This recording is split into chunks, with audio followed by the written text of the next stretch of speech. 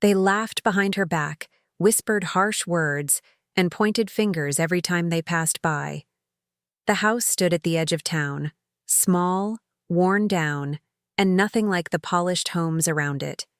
With faded paint, crooked shutters, and wild vines crawling up the sides, it was the kind of place people avoided. To them, it was just ugly. And to make things worse, the woman who owned it, Emma, kept mostly to herself. No one really knew her story. They just made up their own. She wasn't rich. She didn't throw fancy parties or wave from a shiny car. She wore simple clothes, drove an old pickup, and spent her afternoons tending the little garden in front of that so-called eyesore. And for years, people judged. They whispered cruel things like, "She must be a hoarder," or "Maybe she doesn't know any better." But Emma didn't argue or explain. She just smiled politely and went on with her day. It wasn't until one summer afternoon that everything changed. A group of real estate agents chasing rumors of hidden coastal properties happened to spot something strange in a drone photo. What looked like a tiny old shack from one angle turned out to have something entirely different hidden behind it. A long dock, a glimmer of blue water, and beyond that, a winding path leading to what looked like an entirely separate structure, far more elegant and mysterious. Their curiosity kicked in, and they decided to take a closer look. What they discovered left them speechless. It wasn't just a rundown house. It wasn't just a patch of forgotten land.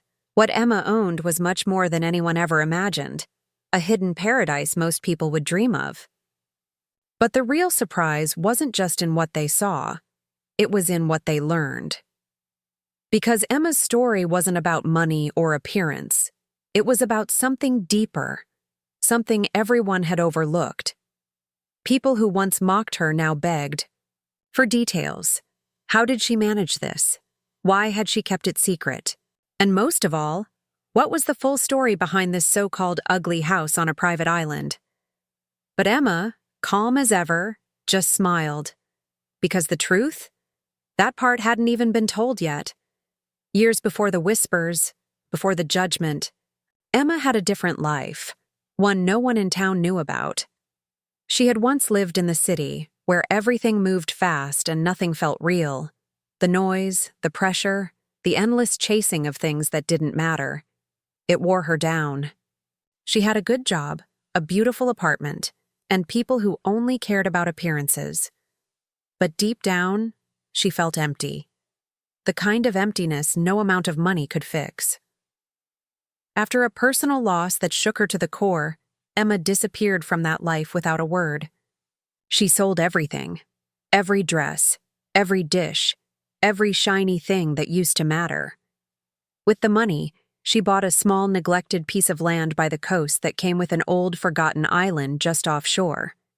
Most people didn't even notice. Thought the house on the edge was part of the deal, left behind by the previous owner who never finished fixing it. To everyone else, it was a strange choice. But for Emma, it was freedom. She didn't care what it looked like.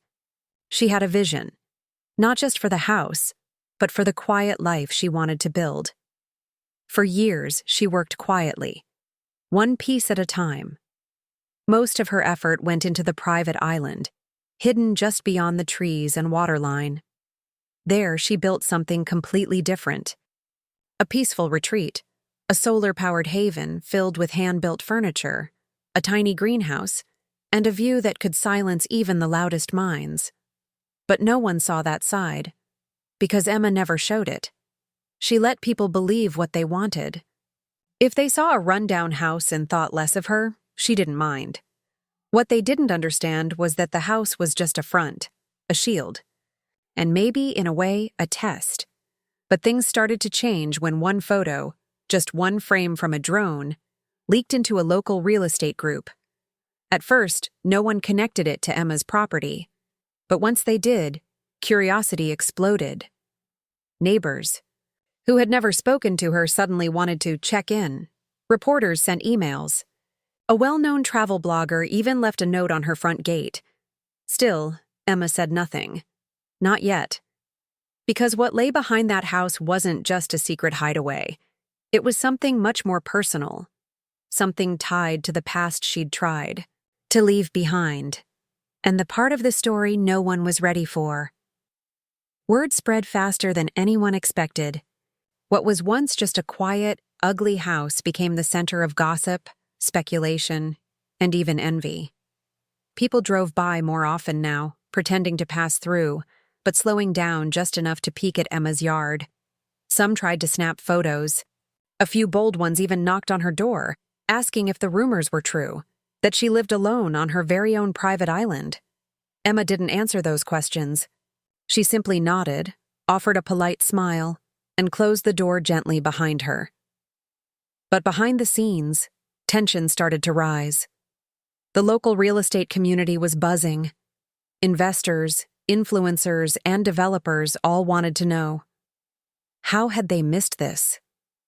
A private island, right under their noses, owned by someone they had never taken seriously. One developer, in particular, Tom Keller, took it personally. He had lived in town for years, buying up land and flipping properties for big profits. He prided himself on knowing every square foot of the coast. Now, hearing that Emma might be sitting on one of the most valuable hidden gems, he saw it as a challenge. Tom wasn't just curious. He was determined. He sent offers, generous ones, then aggressive ones. But Emma didn't respond, and that only pushed him further. He started digging into public records, trying to figure out how she even got the land in the first place. That's when he discovered something odd. The original deed had a clause. A small line most people would overlook, but not Tom. It tied the land and island together under certain conditions, conditions that, if broken, could force a sale. Meanwhile, others in town started taking sides. Some admired Emma now, calling her clever and independent. They praised her for living simply and staying out of the spotlight. Others still clung to their first impression, saying the house was still an eyesore, and the sudden attention didn't change that. A few neighbors grew jealous, feeling cheated that they had judged her without knowing the full story. As Emma continued her quiet routine, planting herbs and repairing a loose shutter, she could feel the shift. The air was different. People were watching, some with admiration, others with greed. What they didn't know was that Emma hadn't just built a home on that island. She had buried secrets there too. Memories, promises, and a past that someone, somewhere, was now trying to uncover. Why? Pressure kept building. Every day brought a new knock at the door, a new envelope in the mailbox, or a new stranger pretending to get lost near Emma's property. What used to be quiet was now filled with tension. The kind of tension that lingers in the air, just waiting to crack. Emma, still calm on the outside, felt it too. She had lived in peace for years, and now that peace was being chipped away, piece by piece. Tom Keller wasn't letting go. He hired a private investigator to dig deeper, hoping to find anything that could force Emma's hand. Old property documents, forgotten taxes, family connections, he combed through it all. And then he found something, a signature. Faded but real. It was tied to the original purchase agreement, and it didn't match Emma's full name. It was a detail small enough to be dismissed, unless someone was really trying to build a case. At the same time, Emma began noticing changes around her. A drone flew lower than usual one evening, close enough to rustle the trees. Someone cut through the side of her garden, leaving footprints in the soil. One morning, a piece of her old fence was lying broken. No note, no explanation. These weren't just accidents. Someone wanted her to feel watched, pushed, cornered. The townspeople, too, were restless. Rumors filled the cafes and online forums. Some said she had millions buried on the island. Others claimed she was a former heiress, hiding from something or someone. The mystery of the ugly house and the hidden paradise had spun completely out of control. Emma had become the center of a story she never meant to write. Meanwhile, on the island itself, she had started reinforcing things. Checking the locks, trimming the trails, even moving certain items from one spot to another. Something was coming, and she could feel it. She hadn't just built that island home for peace. She had built it as a safe place, somewhere no one could reach unless she let them. And now, people were trying to force their way in. Late one night, she saw lights across the water, a small boat, 2 silhouettes. No sound, just movement. They weren't fishing. They weren't lost. They were coming, and as Emma stood on her porch, watching from the shadows, her hand rested gently on the old tin box beneath the floorboard, the one filled with letters, maps, and the truth no one was ready to hear. The storm was almost here.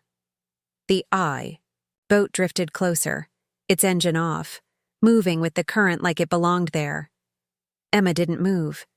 She watched from the darkness of her porch, her breath quiet, her fingers still resting on that old tin box. The island had always been her escape, a place no one else knew, no one else touched, until now. The figures stepped onto the dock, their flashlights cutting thin beams through the mist. They didn't speak.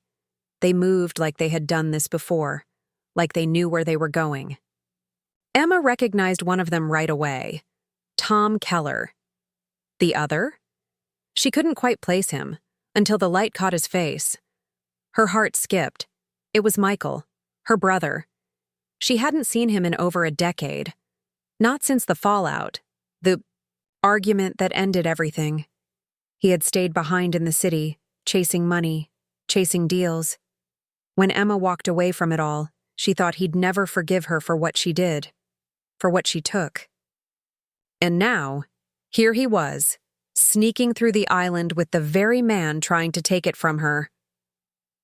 The twist hit her like cold water. This wasn't just about property anymore. It was personal. Back on the mainland, the town was beginning to turn. With the rumor mill spinning and more people hearing about the private island and its potential value, the pressure on Emma reached new heights. A petition had started to clean up the coastline, and her house, still considered an eyesore by some, was right in the crosshairs. Developers used words like revitalization and community growth, but Emma saw through it. They wanted control. They wanted the land. And now, with her brother involved, it was clear someone had betrayed her trust. Michael knew the legal cracks in the deed. He knew the emotional weight of that land. And worst of all, he knew about the tin box, about the documents inside that, if exposed, could change the entire story. Not just about the island, but about how she had gotten it in the first place. The stakes were no longer about keeping a peaceful life. They were about protecting something far deeper, a legacy, a secret, and the last thing Emma had left from the person who mattered most. The night air grew heavy. The flashlights disappeared into the trees, and Emma stepped off her porch, slowly making her way to the edge of the dock, where everything she had built was now hanging by a thread. Emma moved through the trees silently, her footsteps soft on the damp earth. The moon lit her path just enough to see, but not enough to be seen. She had built this trail herself, every curve and turn, and she knew it better than anyone. She could hear them now, Tom and Michael talking in low voices near the greenhouse. Her heart pounded, not from fear, but from something heavier. Betrayal. The one person she thought had left her behind was now working to take away the only thing she had left. She stepped into the clearing just as Michael opened the greenhouse door. The sound made them both freeze. Emma didn't speak right away. She looked at him, really looked, and saw someone older, worn down by life like she was, but in different ways.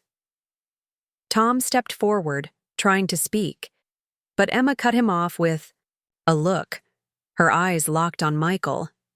"You remember what this place is, don't you?" she asked quietly. Michael hesitated. "It's valuable," he said. "Too valuable to waste." Emma shook her head.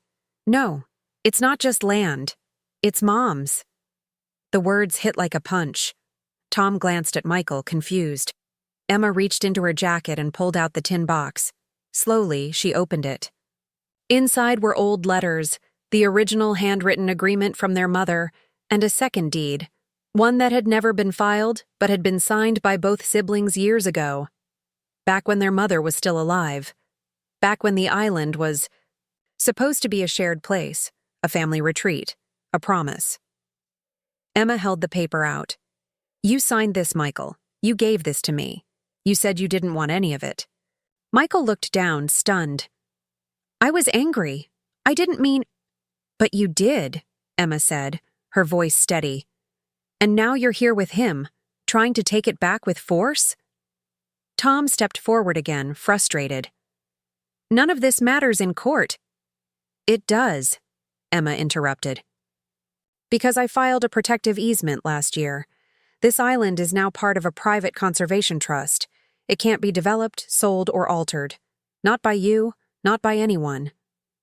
Silence filled the clearing. Tom's face dropped. Michael looked. Like he had been hit by a wave. Emma turned, walking away, leaving the two men standing in the moonlight, stunned. But just before she reached the trail, she paused and looked back. "Oh, and Michael," she said quietly. "You weren't the only one Mom left something to. You might want to check who owns the land your house is sitting on." And with that, Emma disappeared into the trees, leaving behind the island, the house, and a storm that had finally passed, but not without leaving its mark. The days that followed were quieter. The whispers around town slowly faded, replaced by silence and curiosity no one dared voice out loud. Emma went back to her garden, her walks by the water, her evening tea on the porch of the ugly house everyone once mocked. But now, people saw it differently. They didn't just see chipped paint or worn shutters, they saw strength, patience, and something no money could buy, peace. Tom Keller left town soon after. No public statement, no grand exit. Just gone. His plans had crumbled, and with the Conservation Trust protecting the island, there was nothing left for him to chase. Michael, though, stayed a little longer. He came by once, just once, without a camera crew or briefcase. He stood at the edge of the garden, his hands in his pockets, unsure of what to say. Emma handed him a cup of coffee and they sat in silence. No apology was spoken, but something softer passed between them. An old broken bridge slowly being rebuilt, wordless but real. The town council, which had once been quick to criticize the house, now listed it on a local heritage blog as a symbol of resilience.